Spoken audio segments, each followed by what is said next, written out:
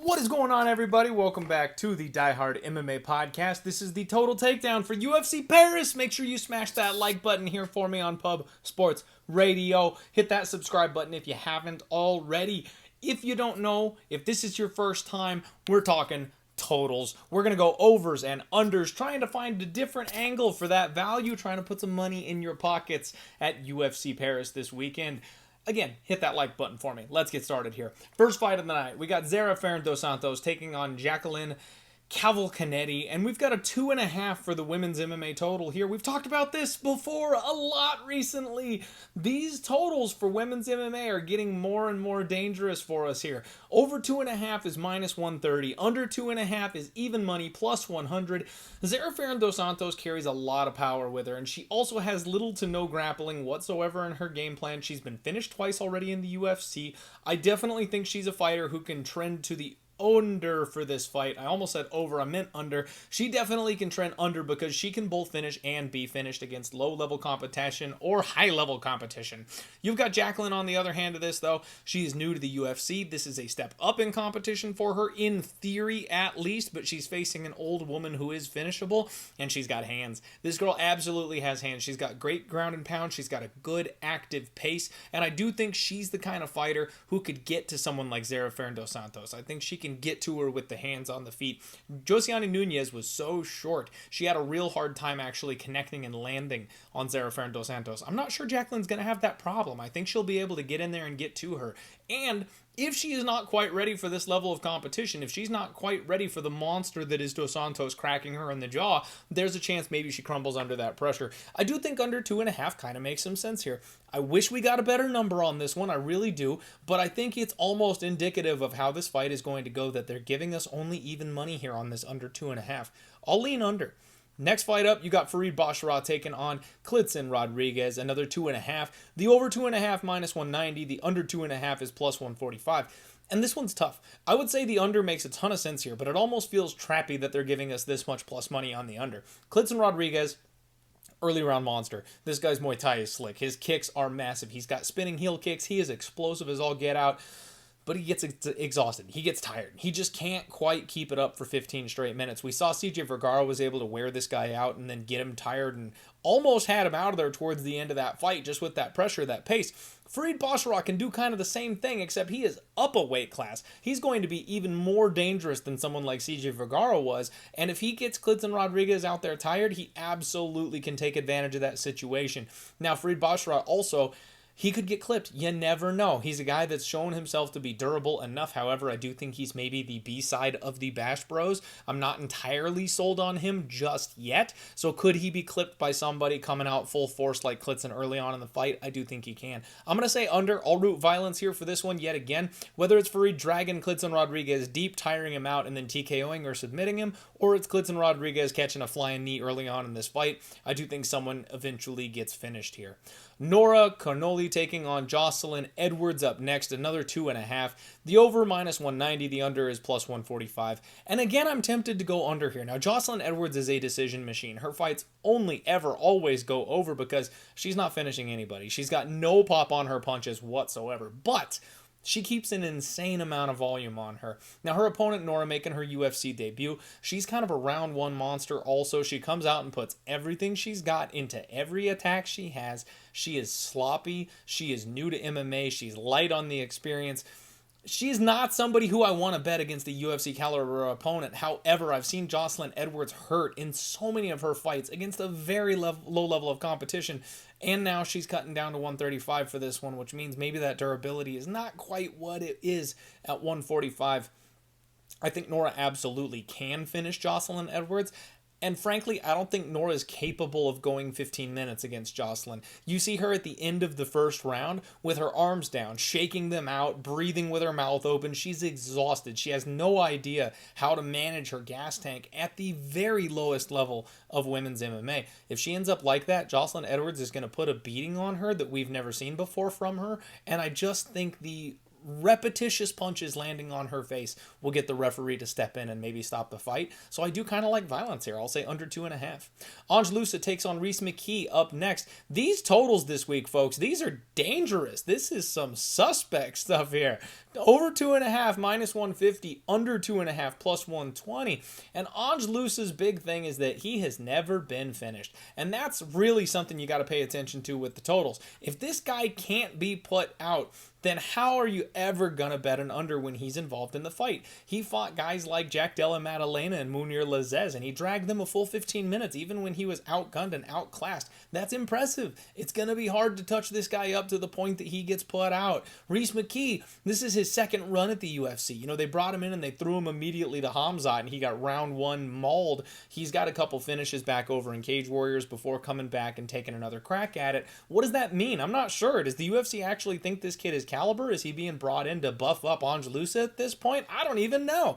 So we've got a weird situation here where you've got a guy in Rhys McKee who gets stronger the deeper the fight goes, and a guy in Lusa who's just known for hanging around and not being able to get out of there. So it's going to come down to, can Lusa KO McKee? I think he can. I think it's possible, but if he doesn't, this thing's going to get sketchy and it's going to go deep. So I'll say over 2.5 at minus 150. Quite frankly, folks, this is the one where my tinfoil cap is on just a little too tight. I kind of think Angelusa goes to the grappling here and he wins the first 2 rounds against Rhys McKee. But then as Rhys gets better the deeper the fight goes and needs a finish to go ahead and get the win, there's a chance we get like a 10-8 in round 3. We might see a draw here on this fight. So I kind of think it goes all 15 minutes, and I kind of think we get either a split decision or potentially even a draw out of this one. That's usually 50-1. Might have to sprinkle. Next up, Taylor Lapilus takes on Callan Lawhorn. We don't have a total for this one, so I'm going to go ahead and put a pin in that because I actually need to tape Taylor Lapilus still. His opponent dropped out and they reshuffled a couple of these fights, so I need to brush up on Taylor Lapilus and what he's good at. Lawhorn we know is an underfighter. Big power, big bulky dude. I wonder what Lapilus is going to do with that. If he's going to fight fire with fire, this thing's going under. If he tries to be the bull, try and finesse this man, then it might actually squeeze its way over, so I'll be curious what they drop that total at. Morgan Charriere takes on Manolo Zucchini, and we've got a 2.5 total here for this one. Over 2.5 is minus 105. Under 2.5, minus 125. So ever so slightly juiced to violence here in this spot. And I think that makes sense. The way Manolo fights, he comes forward bullish every single time, just looking to kill his opponent. And when he can't, he usually ends up getting caught himself. He's definitely a killer be killed type of fighter. Morgan is very low volume. The problem with him is that you'll be screaming at your television, begging this guy to do something, anything, throw a few punches. You'd win the fight. You'd knock him out if you'd just do something, and he won't. That's my problem with this guy. He could absolutely catch Manolo with a big old counter and put him away. He's got power in his hands. Morgan is vicious with his power punches. He just doesn't let them go enough. So I'm hoping Manolo maybe can bring that fight out in Morgan, and if he does, we get a gunfight. One of these guys goes down. I'll say under 2.5. William Gomi next up, taking on Yanis Gomory, another victim of the shuffle that we've seen going on here on this one. William Gomi is the most risk-adverse fighter I think I've ever seen. This guy dances around, he pitter-patters his opponents, he'll go to the wrestling if he needs to, he's got good sub-D, but basically he has a low-volume chasing match around the cage every single time we see him. His fights are dead nuts overs. So go ahead and just be ready for that. Yanis also likes to mind the range. He's a guy that likes to stay kind of away from his opponent and strike where they can't quite touch him back. He does play with his hands low. We've seen him get clipped and caught by people who catch him when he's playing around, but I'm not sure Gomi's got the power to do anything with that. So even if he does land on this guy, I don't think he'll be able to put him out. So we probably get a weird standing fight where this thing goes all 15 minutes. I would be looking for an over on a 2.5 here if the price was decent. Volkan Ozdemir takes on Bogdan Guskov up next. We got a 1.5. Over 1.5 plus 130, under 1.5 minus 165, and I hate playing chalked up under 1.5s, but they just seem to be right. You know, it seems like anytime a fight is destined for violence like this, we kind of all know it, and it does end up not disappointing. Volkan Ozdemir, we've seen him come out slow lately. We've seen him come out hard lately. Both fights absolutely had an opportunity to finish, but neither one did. So it's weird that he still kind of can hang on in there. His gas tank seems like it's suspect at this point. He's got that Vulcan no time power, but it's not anything that people really expected it to be. Bogdan Guskov, the one time he fought a fighter that was of any type of decent caliber, he got put out very quickly, very early. So can Vulcan knock this guy out? Yes, I do believe he can. And then can Guskov knock out Vulcan Ozdemir with the way he kind of pull counters, dips his head, rolls, and lands with big straight punches? Yeah, I think Guskov absolutely is able to catch and KO someone who's old and maybe a little bit washed in Vulcan Ozdemir. Either way, I don't think this fight lasts very long, so I will say under 1.5. I don't want to lay the minus 165, but I will say it probably goes under. Benoit Saint Denis takes on Thiago Moises up next.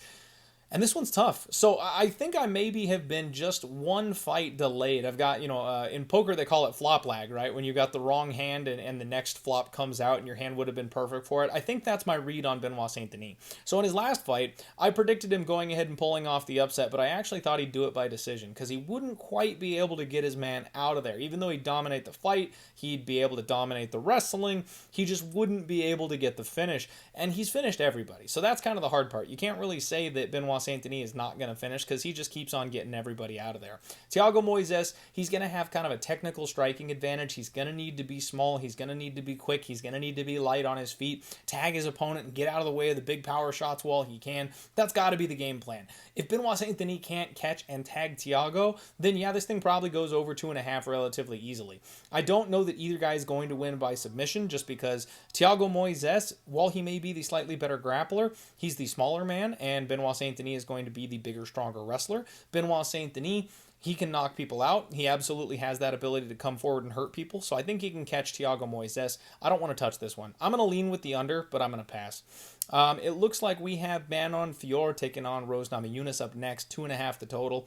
Over 2.5 minus 215. I think Rose might be able to find her way to a rear naked choke. Maybe Fiorot's too much on the feet, being bigger, being stronger, hits harder. I don't think Rose is going to go out that way, though. I kind of don't see a finish. I think this one goes 15 unless Rose is the one finding the back of Manon. So I'll say over 2.5. Definitely not betting it. Cyril Gonçalves Spivak, 2.5 the total. Under minus 165.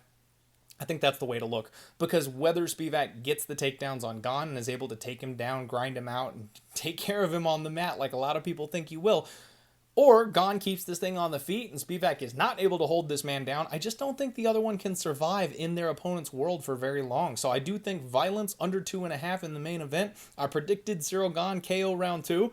I'm sticking with it. That's the total takedown, everybody. Good luck on all your degenerate action this weekend. Let's roll.